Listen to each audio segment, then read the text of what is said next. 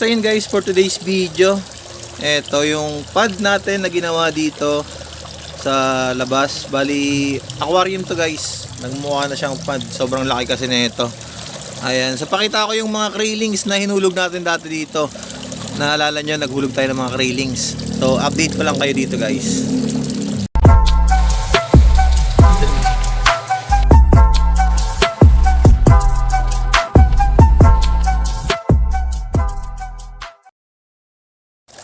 So ito guys, huli tayo ng krillings. Ayan. So ito guys yung nilaglag natin dati dito. Ayan. So medyo malalaki na tong mga to. So isang buwan na lang, magti 3 inches na to mahigit. So 3.5 siguro to next month. Ayan. So ang lalaki na pala na ito guys. Ngayon ko lang napansin.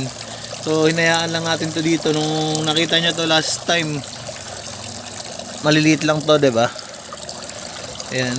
Pero yan, ito yung sinasabi ko sa inyo, mayroon talagang hindi sumasabay, mayroon talagang mas mga nahuhuli, mas maliliit. Depende yan guys kasi pag nauungusan sila sa pagkain, yan, nangyayari talaga yung ganyan. So nababansot. So malamang tong maliit na to guys. 2.5 inches. Kung babae ito, mangingitlog na to. Ayan. So yun guys, ito yung isang ref tab natin na puro water lettuce. Ayan. So tatry natin sa manghuhuli tayo guys. Ito. Try natin mag-alaga ng krillings dito or ng crayfish nang hindi na natin lalagyan ng aerator. So test natin to guys kung mabubuhay sila dito. Yan, female. Hindi ko na-check yung isa kung male o female. Ayan. Ito male. So, try natin guys kung mabubuhay sila dito. Ayan. Guys, yung tubig na ito, hinaluan ko nang galing doon kaya hindi na ako nag-acclimate. Saka, kabisado nyo na naman yan kung matagal na kayo nag-aalaga ko. Pero bago lang kayo, huwag nyo nang gayahin tong ginagawa natin. Ayan. So, nag-test tayo dyan. Ito, may mga breeder tayo dito. Tapos dito rin, ayan. So marami tayong dahon lagi guys sa mga pad natin. Ayan. Ito kung napansin nyo, napakadaming ano nito dati. Ay, napakakonting plants na ito dati. Yung water lettuce natin dito, napakakonti lang yan. Pero ngayon nakita nyo naman na yan, no? Ito yung kangkong natin, sumasanga, nagkakaugat. Ayan. So ito guys, kangkong yan, ha. Ayan. Kangkong, may ugat, may sanga. Ayan. Then yung mga water lettuce natin, kung mapapansin nyo, eto, kabit-kabit na yung mga yan. Halos dikit-dikit na yan. Eto guys, oh. Ayan. Ayan. Pinutol ko na. Ang bilis dumami na ito guys. Ang gagawin nyo lang dyan para mas mabilis dumami, pag puputol-putulin nyo. Kaya pag hinila ko to, ayan, sumasama yung isa. Ayan. Dapat tatanggalin nyo to. Ayan.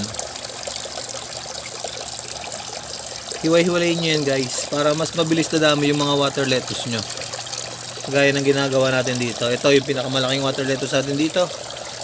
Ayan, butulin natin to. Ayan. So kung napapansin nyo, ayan, oh, sobrang dami na ng water lettuce natin. Halos mapupuno na yung pond. So goods yan guys, kapag napuno na yung pond natin ng water lettuce,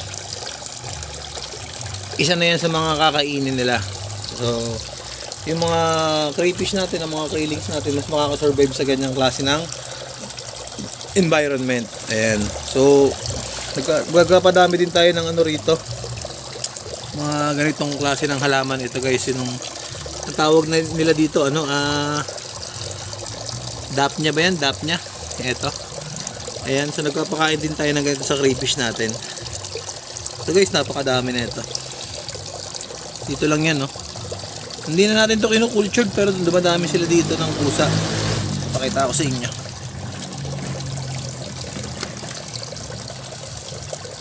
Ayan. So ganyan lang yan guys. Isang styro lang na naaarawan. So naaarawan kasi ito, kaya ganitong itsura na ito. Pero ito guys, ayan, oh, napaka-healthy ng mga dahon. Ayan. Sobrang dami yan. Ito yung mga pinapadala ko sa inyo pag nag-order kayo ng crayfish sa akin ng mga try-tryo. Yan, so nilalagyan natin ng ganito para may pagkain sila during travel time nila. So yun guys, ito yung mga ilan sa hinuli natin dito sa aquarium na ginawa natin. So plano ko mag water change ngayon kasi wala ng calcium yung tubig natin. So ganun lang naman ginagawa natin guys. Hindi na tayo naglilinis ng 100% dito. So check lang natin yan para mabalik yung calcium ng tubig, kaya tayo nag-water change. So babawas lang ako ng konti para mas marami tayong maidagdag. Kasi may overflow tayo dyan, kung napapansin nyo. Kaya kasi outdoor to guys. Ayan. Nasa outdoor kasi tayo. Kaya kahit umulan, okay lang. Hindi nag-aano yung tubig natin dito. Hindi umaapaw. Kasi kung aapaw to, makatakas yung mga alaga natin. Ayan, so water change lang ako. Then okay na itong setup natin ito. So yun guys, in-update ko lang kayo dito kasi napakita ko to last time sa inyo. So para makita nyo lang din na ayan, kung gaano nakadami yung mga halaman natin dito dahil naka-outdoor setup tayo. At kung gaano kabilis dumamit ng mga lettuce plants na to. Ayan. So yun guys, kung bago ka lang sa channel natin, paki-subscribe nyo na po yung channel natin. Ayan, and i-click nyo na rin yung notification bell icon para na-update ko kayo tuwing gagawa ko ng mga video tungkol sa pag-aalaga ng mga crayfish o mga lobster na inalagaan dito sa top yard or dito sa backyard natin na to.